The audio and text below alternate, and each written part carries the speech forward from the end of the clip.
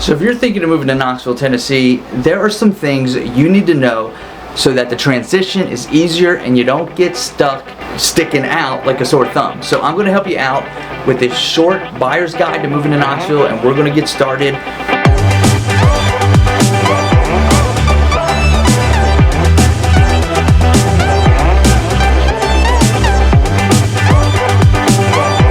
What's up, everyone? Welcome. This is All Things Tennessee. I'm Ben Barredo, a local realtor with Wallace Real Estate in Knoxville, Tennessee.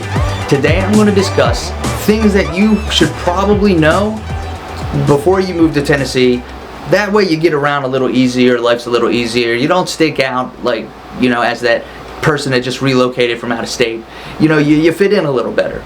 Dependent on where you're moving from, life in Tennessee might not be that different. But if you come from the other side of the Mississippi, like Arizona, California, or the upper, like northeast area, like New York or Connecticut, then there are some things that you need to know to make life in Tennessee, to make the transition a little bit easier.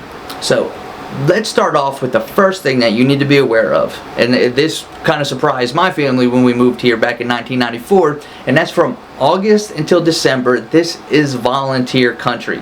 Strictly speaking, Knoxville is a college town. The University of Tennessee has been an institution here dating back to 1794, 2 whole years before it even became a state. The 28,000 students make up a significant chunk of Knoxville's population. Also, the townspeople are families who are either involved in the university, attended the university, or have connections to it in some way. Additionally, because it's a southern school, football dominates the entire city on Saturdays during the fall. Doubly so if the game is at home in the giant 102,000 seat Neyland Stadium. Saturday home games brings in a sea of humanity, usually over 250,000 people dressed in the school's bright orange colors to cheer for the Volunteers. They come by camper to tailgate along Cumberland Avenue and the surrounding neighborhoods. They even come by boat and park along the banks of the Tennessee River. So even if you aren't a Vol fan, pretend you are. Next up is the phrase that you may hear if you're having a bad day. In Knoxville, and really in most of the South, there's a phrase that is known and heard with a smiling face, with a polite voice. Rarely do you see a frantic or screaming Southerner. Everyone here is so polite, and even when they're talking down to you, they say it with a layer of sweetness that makes it really hard to get mad until you really know what they're saying. Bless your heart is a phrase that can mean a lot of things. It can really mean what it's meant to, what it sounds like, and that is, bless your heart, bless you, I wish you the best, whatever. But it can also mean you need some serious help, or go yourself. If you're having a conversation with a soft-spoken southern lady and she says something like bless your heart in the conversation, you're going to need to go back and reflect on the conversation, because it probably didn't go the way you thought it did. Alright, so around these parts, Dolly Parton is more of a queen than a country music star. You have a better chance of speaking ill of the Virgin Mary in the presence of 100 Catholic priests and live through it than you would speaking ill of Dolly Parton in the presence of a Tennessean and live through it.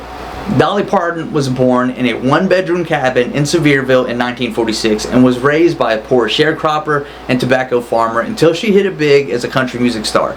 But she never forgot her roots, and to this day invests heavily into the communities in Sevierville and Knoxville. She has brought happiness, commerce, jobs, and provides thousands of people with opportunity every single year.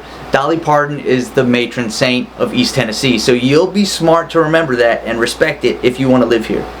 American-made cars are a big deal in the South, and you're likely to get asked the question at some point while you're here whether you're a Ford person or a Chevy person.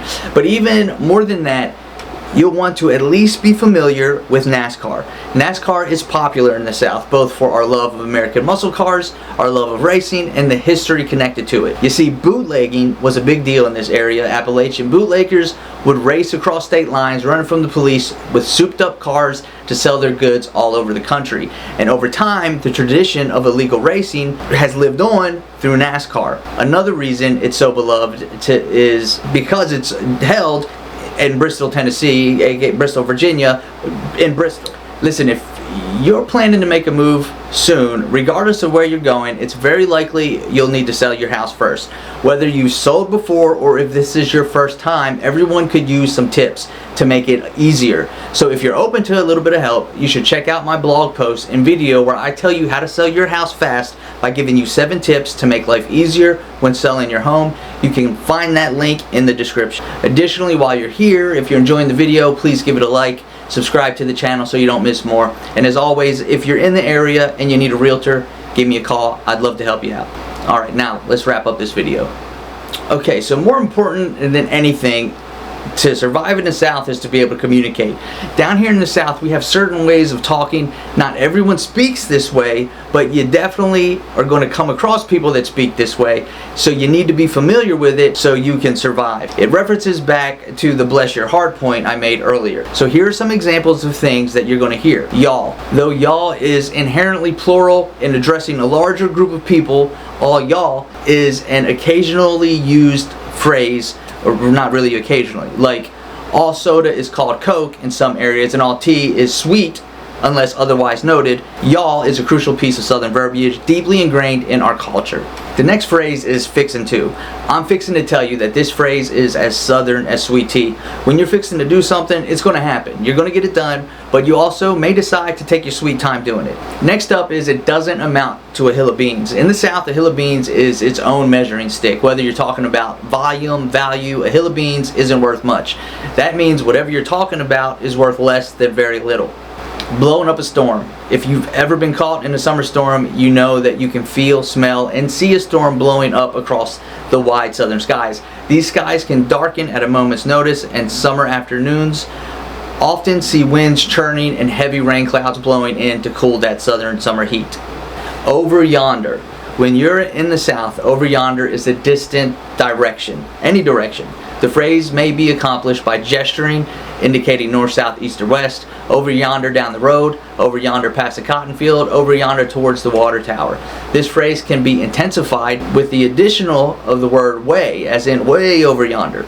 In that case, it's pretty far away. It's till the cows come home. Settle in if you hear this, because whatever we're talking about is going to take a long time, or at a minimum all day. Cows aren't known for their speed, and they're usually out and about wandering until feed time. Farmers know that if you do something till the cows come home, it's going to take all day. I reckon can replace any number of phrases such as I guess, I suppose, I think, I imagine. It's a quintessential Southern phrase said by friends and family on porches and on rocking chairs all across the South.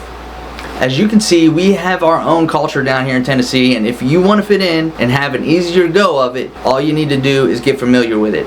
And these 5 aren't really even digging into the culture here in East Tennessee. There's still a lot to learn. I'm just trying to give you a little bit of a head start.